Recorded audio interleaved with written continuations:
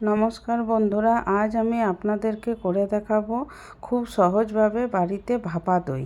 তার জন্য প্রথমে আমি এখানে দই নিয়ে নিয়েছি। যে দইটার জলটা ঝরিয়ে নিতে হবে, তার জন্য একটা বড় বাটির মধ্যে একটা বড় ছাকনা লাগিয়ে তার মধ্যে একটা সুতির কাপড় দিয়ে দিয়েছি। এবার এই দইটা আমি ঢেলে নিচ্ছি। এটা আমার নিজের ঘরে পাতার টক দই, সেটা আমি ঢেলে নিচ্ছি। দিয়ে এটাকে আমি এটার মধ্যে বন্ধুরা প্রায় 350 গ্রাম মতন টক দই আছে। সেই দইটা আমি এর মধ্যে ঢেলে নিয়ে তারপর এটার এক্সট্রা যেটা জল সেটাকে আমি এটা থেকে বের করে নেব। এই দইটা যদিও আমার খুব গাঢ়, তাহলেও দইয়ের মধ্যে তো একটু জল থাকে, সেটা বের করার জন্য এইভাবে কাপড়টা উপর থেকে মুড়ে এর মধ্যে একটা ভারী জিনিস চাপিয়ে দেবো, যাতে এটা এক্সট্রা জলটা ঝরে যায়। এইভাবে আমি আধা ঘন্টা রেখে দিচ্ছি। আর ততক্ষণে আমি যেহেতু ভাপা দই বানাতে কনডেন্স মিল্ক লাগে, কিন্তু আজ আমি কনডেন্স মিল্ক ছাড়া করে দেখাবো। তার জন্য এখানে হাফ কাপ দুধ নিয়ে নিলাম। এর মধ্যে আমি স্বাদ অনুসারে চিনি দিয়ে দেবো। চিনিটা বন্ধুরা অবশ্যই আপনারা আপনাদের হিসাব মতো দেবেন। যতটা আপনারা মিষ্টি খেতে চান ততটা। আমি এখানে 4 চামচ মতন চিনি নিয়েছি। দিয়ে চিনিটা দেওয়ার পর দুধটাকে ননস্টপ মিডিয়াম হাই ফ্লেমে ফোটাতে হবে, যতক্ষণ না দুধটা হাফ হয়ে যাচ্ছে ফুটে ফুটে। যখন এটা হাফ হয়ে যাবে, দুধটা অনেকটাই ঘন হয়ে যাবে, তখন বুঝবেন যে এটা হয়ে গেছে। তারপর এটাকে গ্যাসের ফ্লেম অফ করে এটাকে পুরোপুরি ঠান্ডা হতে দেব। তো এই দেখুন বন্ধুরা, আমি দিয়ে দিয়েছি। আর এবার দুধটা ফুটছে, ফুটে ফুটে এটাকে আমি 5 থেকে 7 মিনিট ফোটাবো। দেখবেন দুধের কালারটাও চেঞ্জ হয়ে যাবে আর দুধটা অনেকটাই গাঢ় হয়ে যাবে। তখন এটা ঠান্ডা গ্যাসের ফ্লেম অফ করে এটাকে ঠান্ডা হতে দিয়ে দেবো। তো আপনারা এইভাবে বানিয়ে নিতে পারেন খুব সহজেই ঘরে, কনডেন্স মিল্ক ছাড়াই। কনডেন্স মিল্ক যাদের বাড়িতে না থাকলে বা কনডেন্স মিল্ক যদি ব্যবহার করতে না চান, তখন এই পদ্ধতিতে করে নিতে পারেন। এই দেখুন বন্ধুরা, দুধটা আমার অনেকটাই ঘন হয়ে গেছে, দুধের কালারটাও চেঞ্জ হয়ে গেছে। তো একটু ঠান্ডা হলে আর একটু ঘন হয়ে যাবে। তো আমি এই অবস্থায় গ্যাসের ফ্লেম অফ করে এটাকে ঠান্ডা হতে দিয়ে দিলাম। এইদিকে আধা ঘন্টা হয়ে গেছে। এখানে দইটা দেখুন থেকে জলটা ঝরে গেছে।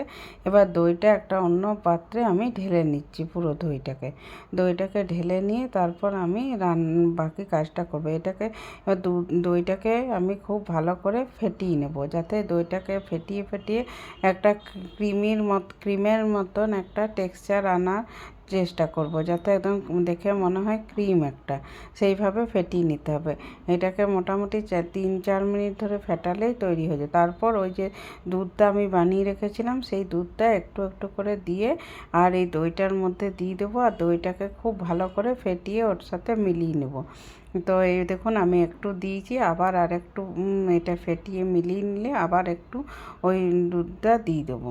দিয়ে এইভাবে এটাকে ননস্টপ একটু ক্রমাগত এইভাবে ফেটিয়ে নিচ্ছি। দেখুন আর একটু ছিল, ওটাও দিয়ে দিলাম। এইভাবে ফেটিয়ে নিচ্ছি। তারপর যখন দেখব যে দুধের সাথে আর দইটা একসাথে মিলে গেছে খুব ভালোভাবে, তখন বুঝতে হবে যে এটা তৈরি হয়ে গেছে। এবার এর মধ্যে একটু ফ্লেভারের জন্য আমি একটু এলাচের গুঁড়ো দিয়ে দিলাম। এটা আপনারা অপশনাল, না দিলে নাও দিতে পারেন, কিন্তু দিলে একটা খুব সুন্দর ফ্লেভার আসবে, তাই আমি একটু এলাচের গুঁড়ো এখানে দিয়ে দিলাম। দিয়ে এটাকে এবারে একটা বাটিতে, যে বাটিটাতে আমি ভাপা দইটা বানাবো, সেটা একটু সামান্য আমি ঘি দিয়ে দিলাম।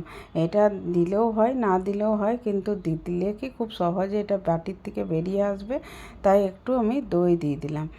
ঘি দিয়ে তারপরে এই দইটা উপর থেকে দিয়ে দিচ্ছি। দেখুন দইটা দিয়ে খুব ভালো করে উপরটা এভাবে সমান করে নিতে হবে, যাতে উপরটা কোনো মানে একদম সমান থাকে, তার জন্য করে দিলাম। এবার দেখুন এটা একটা ফয়েল পেপার দিয়ে আমি এটাকে মুড়ে নিচ্ছি, যাতে এটার ভেতরে কোনো জল না ঢোকে, তার জন্য।